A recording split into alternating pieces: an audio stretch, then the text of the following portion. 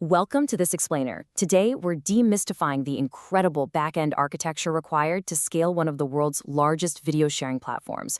We're talking about the system design behind giants like YouTube. We'll explore the key technical challenges involved in building and scaling such a massive ecosystem.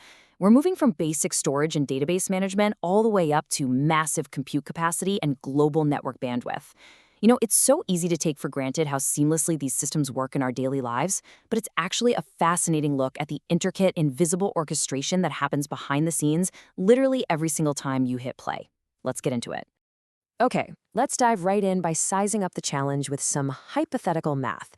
Imagine building this entire platform from scratch. Let's assume we have 100 billion registered users. Now, we know YouTube has over 2 billion real users, but we're using these massive numbers to really stress test our system design limits. So if we have 100 million videos watched daily and 1 million new videos uploaded every single day, with an average video size of 100 megabytes, well, the storage requirements absolutely skyrocket. Assuming we keep 3 copies of each video, for redundancy and reliability just in case a server completely fails, we need a staggering 30 petabytes of storage every single day, just for the videos being watched. To put a petabyte into perspective, imagine taking over 4,000 high-res digital photos every single day for your entire life. That's roughly 1 petabyte. Now, multiply that by 30, every single day. That is just an astronomical amount of data to manage, store, and serve without delay. But here's the thing. Storage is really only half the battle. We also need immense computing power for video transcoding. This is the absolutely crucial process that prepares high-resolution uploads for, well, any device. Think about it. If a user uploads a stunningly crisp, massive 4K file, sure, that specific file might play flawlessly on a high-end smart TV with gigabit fiber internet. But it's definitely not going to play well on a smartphone with a weak 3G connection on a moving train, right? So the system has to transcode that original video into lower resolutions and different file formats so it can be viewed smoothly regardless of the device hardware or the internet speed of the person watching. And the computing power required for this? It's honestly mind-boggling. Let's do the math again. To transcode just our estimated 1 million daily uploads into 4 different common viewing qualities, say 1080p, 720p, 480p, and 360p, that's essentially 4 million separate videos to process. If the average video is 10 minutes long, playing at 30 frames per second, running on a standard 2.5 GHz CPU, the system demands an eye-watering 18 billion GHz seconds of compute capacity. Seriously, let that number sink in. We are talking about literal football fields worth of server racks, drawing massive amounts of power and requiring intense cooling systems. That is a heavy, heavy workload, just to ensure everyone, everywhere can seamlessly press play. Moving on to our high-level system architecture, the blueprint of scale.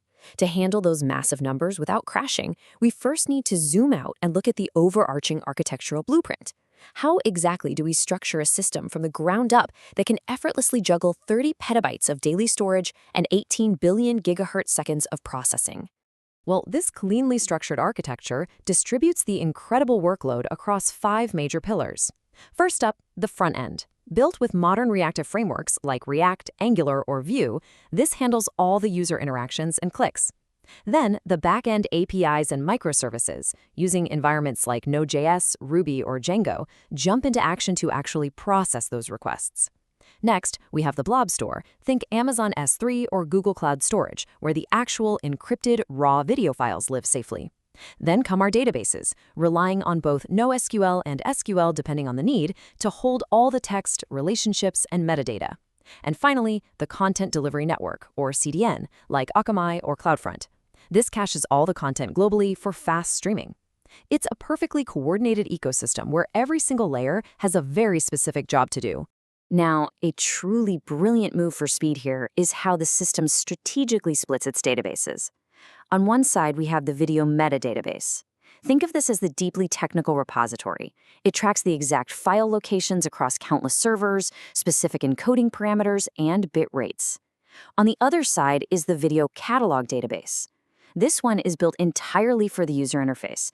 It holds the human-readable elements, titles, descriptions, upload dates, view counts. If you lumped all of this together, every simple search would have to crawl through mountains of heavy technical data. By separating these 2 distinct concepts, the system ensures the UI can load basic info lightning fast from the catalog without getting bogged down querying the complex technical metadata. Pretty smart, right?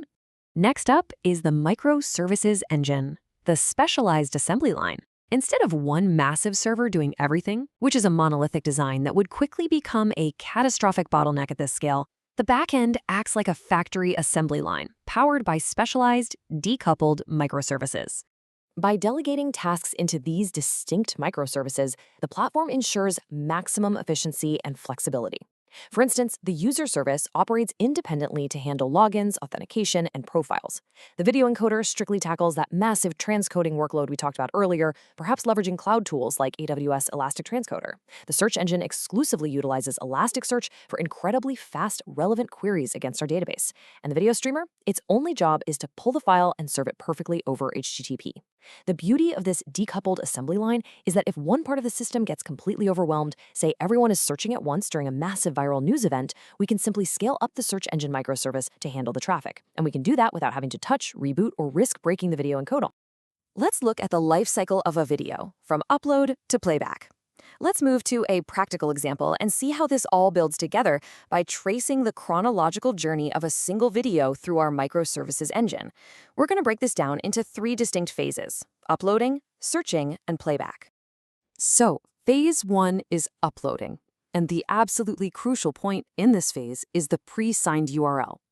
When you hit upload on your computer, the front end doesn't actually send that massive 10-gigabyte video file to the back-end API servers. If millions of users did that, the servers would immediately choke and crash. Instead, the uploader microservice generates what is called a pre-signed URL. Think of this as a temporary, highly secure VIP pass. This VIP pass allows your front-end browser to upload that massive file directly to our blob storage, like S3, completely bypassing and protecting our delicate back-end compute servers.